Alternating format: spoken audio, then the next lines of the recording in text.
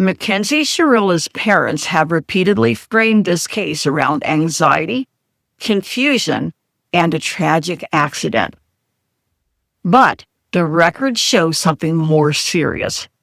A school therapist, a diagnostic summary, an expulsion, a reference to DMDD, and Mackenzie herself rejecting the diagnosis. This is not about excusing what happened. It is about asking why the public story keeps getting softer while the records get harder. Hi, everyone. Welcome back to Motive and Method. Today, we're going deeper into the Mackenzie Shirilla case. Not just the crash itself, but what came before the crash. Because one of the things that keeps bothering me about this case is not only what Mackenzie did, it is the way the story has been softened afterward. We have heard her parents talk about anxiety, vague references to ADHD or ADD. We have heard that this was a girl who loved life, a girl who would never do this on purpose. All of these claims, by the way, come from her parents. But when you look at the records, the picture gets much more serious than that. The public narrative has been shaped in a way that leaves out major context. Context that matters when we are being asked to believe this was just a tragedy, an accident, just a misunderstood girl with anxiety. The records show more, much more. Before we go further, I am not a psychologist or other mental health professional. My degree is in communication, and my background is in both practicing and analyzing communication. In this video, I am looking at records, language, framing, and the public narrative around this case. And what I want to ask today is simple. What did the adults know? When did they know it? And why are we still getting the softened version every time Natalie or Steve take to the airwaves? If you're new to this case, Mackenzie Shirilla is the Ohio teenager featured in the Netflix documentary The Crash. In 2022, Mackenzie was driving with her boyfriend, Dominic Russo, and their friend Davion Flanagan in the car. She drove into a building at extremely high speed, nearly 100 miles an hour. Dominic and Davion were killed. Mackenzie survived. She was seriously injured, but she survived. At trial, the prosecutors argued that this was not an accident. They argued that Mackenzie intentionally drove into that building. Mackenzie was convicted of murder and sentenced to 15 years to life, on 2 counts to run concurrently. Since then, her parents have continued to publicly frame this as an accident, or at least as something Mackenzie never intended. But today, I want to look at what came before the crash. The school records, the mental health references, and the way that context changes the public narrative. Before we get into the records, if you appreciate this kind of deeper case analysis, the language, the framing, and not just the headline version, please like this video, subscribe to the channel, and leave a comment with your thoughts. And memberships are now open on Motive and Method. So if you want to support this channel more directly and help me keep doing this kind of research-heavy work, you can hit the join button and check out the membership options. Okay, with that said, let's start with the way this has been publicly framed. Well, she's always had anxiety. Who doesn't have anxiety in today's world though, right? So that's not super uncommon. But so we were trying to get her some anxiety meds. This is the kind of framing I'm talking about. Because yes, anxiety is common. A lot of people have anxiety. But that is not the same thing as what appears in these records. Not at all. So when Mackenzie's mother frames this as anxiety, almost like, who doesn't have anxiety? That may sound harmless, but in this case, it softens the frame. What I mean by softening the frame is Natalie's explanation takes something that appears to have been much more serious and pulls it back into the category of normal. And that matters. So before I define anything, before I explain DMDD, I want to read from the record. According to discovery documents in this case, under the section Medical and Educational Information, and I quote, in November 2017, Dr. Severman, a neurologist, diagnosed Mackenzie with postural orthostatic tachycardia syndrome, or POTS.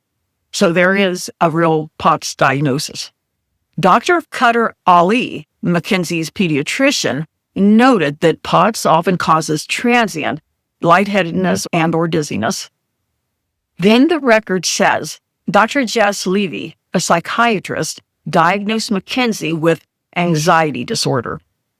Mackenzie was prescribed Zoloft. Okay, there's the anxiety. That's good to go, good to know. So that kind of confirms some of what Natalie said. But then we get to the school and therapy piece. It says, from August 2018 to May 2021, Mackenzie had several behavioral referrals at Strongsville High School. Most of the offenses fell under one of these categories: skipping class or truancy, defiance/disobedience/noncompliance, and disrespect/insolence/rudeness. And in January 2020, Mrs. Carrie Jankar, the school therapist, noted that Mackenzie was participating in therapy to manage symptoms of the following diagnoses: generalized anxiety disorder, that's another reference to the anxiety that Natalie mentioned, and disruptive mood dysregulation disorder, DMDD. DMDD stands for Disruptive Mood Dysregulation Disorder. The National Institute of Mental Health describes DMDD as a condition in children and adolescents involving ongoing irritability or anger and frequent, intense temper outbursts. The NIMH also notes that symptoms can cause significant impairment in functioning at home, at school, and with peers. The Cleveland Clinic describes DMDD as a condition involving chronic, intense irritability and frequent anger outbursts in children, and says treatment may include therapy, medication, and parent training. So this is not normal teenage moodiness. This is a serious diagnostic frame involving irritability, anger, outbursts, and problems functioning. According to the record, Mrs. Jankar noted that due to these mental health conditions, Mackenzie experienced the following symptoms: heart racing, racing thoughts, inability to focus, easily distracted, easily frustrated, low tolerance to irritation, difficulty making decisions, verbal or physically aggressive outbursts, tearfulness, withdrawn behaviors, freezes up when called on in class, avoidance behaviors. That list matters because now when we hear Mackenzie's mother say anxiety, like everybody has anxiety, we have to ask, why are we getting the softest possible word for a much larger documented pattern? Again, this is not just ordinary teenage stress. This is a documented school and mental health context evaluation involving anxiety, DMDD, aggressive outbursts, avoidance, frustration, low tolerance to irritation, and difficulty functioning in the school environment. And now, let's look at how that showed up in the school records. If we're talking about dysregulation, anger, outbursts, functioning at school, and functioning with peers, then the school record becomes very important. This is where the diagnosis stops being abstract. According to the school record summary, from August 2018 through May 2021, Mackenzie had several behavioral referrals at Strongsville High School. Most of the offenses fell under categories like skipping class or truancy, defiance, disobedience, noncompliance, disrespect, insolence, and rudeness. So, before we even get to the crash, before we get to the Netflix documentary, before we get to the parents going on television and YouTube videos and talking about anxiety and ADHD. You think there's a misdiagnosis somewhere? I think she's maybe, ADHD, ADD, but nothing more, nothing, anxiety, ADD, like all of that. There's nothing, no. The school record already shows a problem. Not one bad day, not one misunderstood argument, a pattern. In one April 2021 school incident with a teacher, the additional info section says, and I quote, "Many of the students and a couple of the teachers commented on her behavior and the need for administration to take action. I have been asking for help with her all year.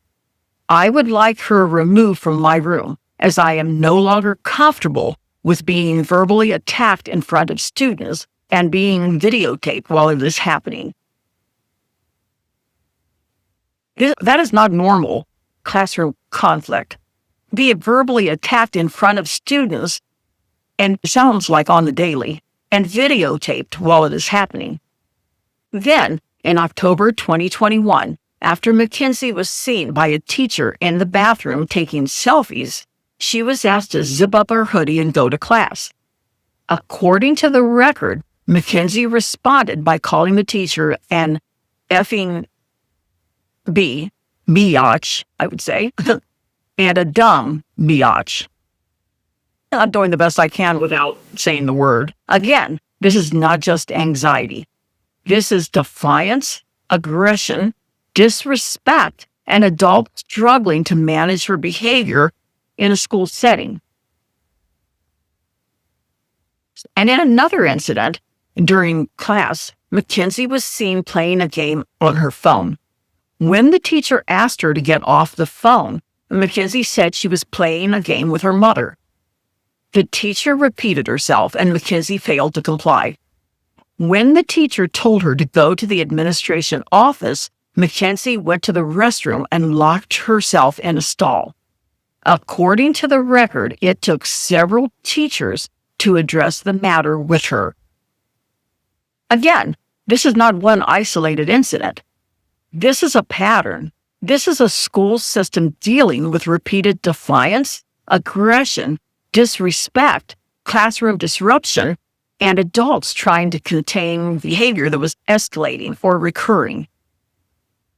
There are some teachers at the school who like her strength and they like her spirit, and they try to cultivate that and help her, guide her through doing it and communicating effectively to get that way. There are some teachers that super didn't. There's a lot of teachers that don't appreciate the strength in a child or a younger teenager, and they just want them to kind of fall in line. And then in October 2019, Mackenzie and unidentified friends arrived at a school dance smelling of marijuana and acting erratically.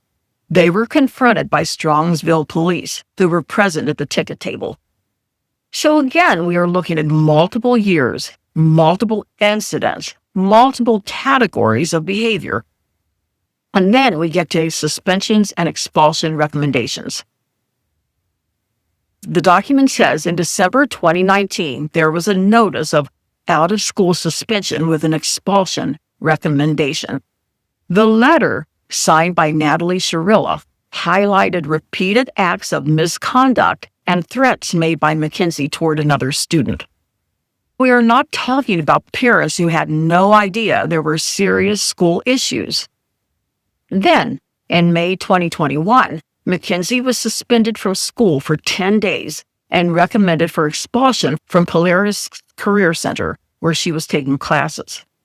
The record says that on May 5, 2021, Mackenzie was involved in an altercation with another student in the parking lot of Polaris Career Center. The record also notes that in December 2019, Mackenzie had been suspended after threatening a student with whom she was not supposed to communicate, and school officials determined that her behavior was not manifested by her disability. Now, that phrase matters too. That means the school process was at least considering the relationship between disability and behavior. So again, this is not the picture of parents who had no reason to know something serious was happening. Now, when we're talking about a child or teenager with DMDD, the recommended response is not permissiveness. It is not, she'll figure it out, and let's just let her move in with her boyfriend. She'll figure it out as she goes. It is not pretending the behavior is normal teenage drama. Cleveland Clinic says parent training for DMDD teaches parents or caregivers more effective ways to respond to irritable behavior, including anticipating events that might lead to an outburst, attempting to prevent it, being consistent with the child, and using positive reinforcement to decrease unwanted behaviors and promote healthy behaviors. The National Institutes of Mental Health also says parents and caregivers should work closely with the child's healthcare provider to make treatment decisions, and its parent-caregiver guidance emphasizes support, learning about DMDD, and effective responses to symptoms. So, the word that keeps coming up is consistent, predictable, structured, not chaos, not minimization, not she'll figure it out. Now, if Mackenzie was not diagnosed with DMDD until later, when she was already 16 or 17, then yes, some of the family pattern may already have been ingrained. Maybe Steve and Natalie were already exhausted. Maybe they were already overwhelmed. Maybe they had been living with years of outbursts, resistance, defiance, and conflict. But that still raises a major question. Because if this behavior had been going on for years and the records show referrals from 2018 to 2021, then what was the response before the diagnosis? Was there structure or consistency? Were boundaries enforced? Or did the adults around her keep adapting to the outbursts until the outburst became the organizing force in the home? I don't know the answer to that, but I know this. Once the record shows DMDD, school referrals, threats, suspensions, expulsion recommendations, you cannot keep selling the public the ordinary anxiety version. Now, I want you to remember the expulsion context as we go to the therapist text. According to the police report summary, Carrie Jankar texts Mackenzie. She says, "Hey, so I have to write a diagnostic summary to try and get this expulsion lifted. Are you okay with me talking about your anxiety and how you sometimes react with a fight, flight, or freeze response due to past traumatic experiences?" It's what they are basically saying we need to prove to get you out of this situation. Fight, flight, or freeze. Past traumatic experiences. And those are not casual words. The record excerpt does not tell us what those past traumatic experiences were. And I'm not going to speculate either about this. But the fact that a school therapist was using trauma response language in connection with Mackenzie's school situation is important, in my opinion. And generally speaking, in Ohio, certain professionals who know or have reasonable cause to suspect that a child has suffered or faces a threat of abuse or neglect are required to report it. But that does not tell us what the trauma was. And it doesn't prove abuse. Now, look at Mackenzie's response to her therapist's text. According to the police report summary, Mackenzie says, "I don't have DMDD or whatever that is, LMAO. And then, maybe before you text my mom, you can actually talk to me about diagnosing me, because I think I would know before her. Rude." And then, "I'm not taking medication. And when I'm 18 years old, I am moving out of this house and I will have no contact or a little contact with my family because we do not get along for various reasons. And then, just because I'm verbal about standing up for myself when there's things I don't like going on, doesn't mean I have a depressive mood disorder. Now, that's kind of shades of what her parents are always saying, that she stands up for herself. And, they admire her for that or whatever they're saying. But this is incredibly important. Mackenzie is rejecting the diagnosis. Medication. They're rejecting her family. So this complicates the story. The simple version is her parents let her do whatever. And maybe sometimes they did. But these texts suggest something more complicated too. Mackenzie may have been actively resisting intervention. She may have been rejecting the diagnosis, medication, her parents being involved. She may have already been emotionally separating from the family before the crash. And I can leave room for the possibility that Steve and Natalie were overwhelmed, and that possibly that by this point they were dealing with a nearly adult teenager who was resistant, oppositional, and rejecting intervention. But that does not excuse the minimization now. Don't ask the public to accept a softened version where this becomes ordinary anxiety, normal teenage conflict, or a bad relationship that somehow ended in an accident. Because the records show more. Thank you for joining me today. Please like, share, subscribe. Let me know in the comments what you think about the documents in school that show a much more serious pattern of behavior for Mackenzie than what her parents are willing to admit to. So thank you so much, and I'll see you next time.